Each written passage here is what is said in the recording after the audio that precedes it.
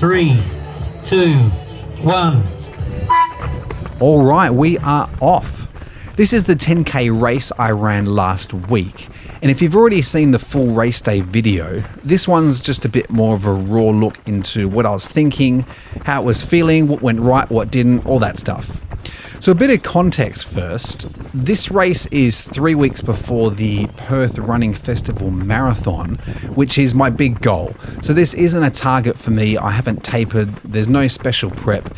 It's just a bit of a hard hit out to see where my fitness is at, really. And it's my first time ever being paced. So the guy up ahead is Sota, as his t-shirt suggests, and he literally ran an ultra the week before and broke the course record by 56 minutes. Absolute freak. So yeah, I was in good hands. And the plan was simple. We were going to go out at 3 minutes 40 per K through 7 or 8 and hopefully squeeze it down if possible towards the end. So my target time was around 36:30, which I found terrifying, but my training seemed to back it up. So I've been doing Norwegian Singles for about 9 or 10 weeks at this point. And every fitness test, I have really surprised myself. I've made huge gains. So that prediction, it wasn't based on just some random VDOT prediction, which I found can be way out. It was based on actual training data and fitness tests. So even though that time terrified me, I kind of was trusting the process. I thought, no, it's going to be at least possible. So let's go out and see what happened. So we nailed the start. The first K we split in 3:40 and 3:41 for the second. So perfectly paced by Sota. But at the time, I swore he'd gone rogue. It felt so comfortable. I thought, this is half marathon effort. Why is he running 4-minute Ks? But of course he wasn't. And I think this is where I learned the first lesson of the day, in that feelings lie. So on the drive in, Sota asked if I wanted him to concentrate on pacing or filming, because it's kind of hard to do both. So I said, we'll do the pacing for the first few Ks, and then once you set me up, I'll be fine to carry that on, and you go ahead and do some filming. And that's exactly what he did. He set me up perfectly, bang on 3:40. But when he went on ahead to shoot some shots, I thought I was holding the same pace, but it actually turned out I was cutting it down by quite a lot. Now, I swear this was unintentional. I genuinely thought that I was still holding 3:40, but I think I was following him a little bit and maybe internally panicking that we were just going too slowly because it felt so comfortable. And we ended up splitting the third K in 3:37, which is just too close to my 5K pace. And honestly, I think that's where the fuse was lit. Like, once you drift over threshold by too much, you're basically starting a ticking time bomb. And I didn't feel it straight away, but by the 4th K, yeah, things were really starting to bite. And that's when I knew it was going to be a long grind of a day. Like, if you're hurting by K4 in a 10K, you messed up. So the 4th K we split in 3:48, which wasn't catastrophic, but I noticed a big shift in how hard it felt. Like, it went from feeling a 6 out of 10 to suddenly being an 8 out of 10. And it's just wild how fast things can flip. Like, it seemed to be just this switch that flipped. Like, Ks 1 to 2, I was just floating. And then suddenly in this 4th K, I'm feeling like I'm hanging on. And looking back, 3:40 was probably right on the edge. 3:43, and I reckon I'd have been fine. And conditions weren't perfect, so even though it's a really nice day, as you can see, it was still 9 degrees warmer than what I'd been training in. There was about 23 meters of elevation gain, a dead stop turn, an extra distance. So all of that stuff, it adds up.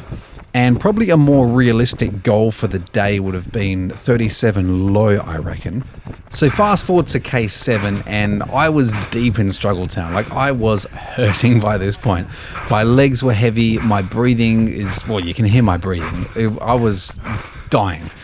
And meanwhile, look at Sota in front, just gliding along, absolutely cruising. And I actually found that really helpful, to have someone in front who's not even approaching something difficult, who's just going out on a Sunday jog, I actually thought that really helped. And he had lots of advice during the race, which was really helpful too. So for the downhill sections, he was saying to increase my cadence and just kind of let it roll, let it happen. Also, late in the race, he said to drive my arms faster than my legs were moving. And I found that super helpful. I don't know why, but it works. But in spite of all these tips, as you can see, there is a big gap here, and there wasn't much I could do about it. Sota was great. He was encouraging me, pulling me along, but I just couldn't close it. And the mental battle was real. Like, my brain was trying every single excuse to get me to give up. I was thinking, well, the goal's gone. What's the point? Just slow down and stop the pain. But I kept pushing, and I was really proud of myself because up until the 8th K, I managed to keep every K under 3 minutes 50, which, given the circumstances, I thought was really great. But that 8th K dropped to 3:58. So that, I think that kind of reflects the pain I was in. It was bad. But I kept trying to set mini goals, things like picking a marker ahead and trying to run to that, trying to close the gap, driving the arms. But in hindsight, I wonder if my decision to run with no data displayed on my watch was actually a pretty big mistake. I maybe could have caught the surge early on and prevented the blow up in the first place. But also, it probably could have been useful in setting mini targets along the way. So once I dropped off that pace and I knew the time I was going for wasn't on, I was left with nothing to think about other than the pain I was in without any data. So I couldn't concentrate on, keeping the next K under 3:45 or 3:50, for instance. I just had nothing except the pain I was in. So running by feel works, but only with experience. And because this is only the 3rd K I'd ever race, I obviously didn't have that experience. So I think next time I'll definitely have some data on my watch, even if it's just to glance at, both for pacing to try and prevent blow-ups, but also for focus and something just to think about. I definitely have mixed feelings looking back on this race. On the one hand, I'm really happy and very grateful to have run a huge PB, but also I underperformed, and so that's never fun. So I finished the race in 37:56 for a 1 minute and 14 second PB. So really grateful for that. But yeah, slightly dissatisfied because I know I could have done better, but I'm not annoyed about it. Like, it fuels me going forward. And honestly, I reckon this race was probably worth 10 perfect races for the lessons I learned. So one of them was to stick to the plan because feelings lie early on in the race. That was a really big one. Also to adjust the goals for heat, hills, distance, all the things that get thrown at us during a race, we've got to adjust on the fly. And also to show key data for probably at my stage in my running journey, probably for all races. Like, I don't think races are the time to run with no data for me at this stage. And those lessons are going to be so important taking into the marathon in a couple of weeks. That first half has got to feel easy. If I get too excited in that first half and think, oh, this feels amazing, let's go, go, go, I'm going to completely cook it and blow up. So I've got to be patient and disciplined. I've got to feel good at 32 Ks and then crack on to the end. So I can't be greedy because I'm probably going to be feeling incredible. I'm going to be tapered. I would have done a carb load. So I've got to keep it under control and almost probably be a little bit annoyed at how easy it feels in that first half. So patience is definitely the thing.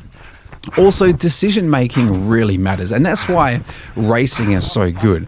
We need to race as much as we can because it's the only way to practice, to learn to adjust mid-race and not to chase fantasy splits. Like, we've got to adapt before blowing up. It doesn't matter what the plan is going in, you've got to deal with what the reality is in that moment. And that's what I didn't do in this race.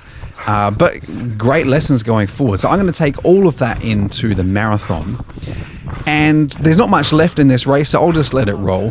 Huge thanks to Sota, pacing me a week after an ultra. Absolute legend. Check out his channel, grab his t-shirt. If you enjoyed this, hit subscribe. There's plenty more to come before the big race day. Thanks for watching, and I'll see you next week.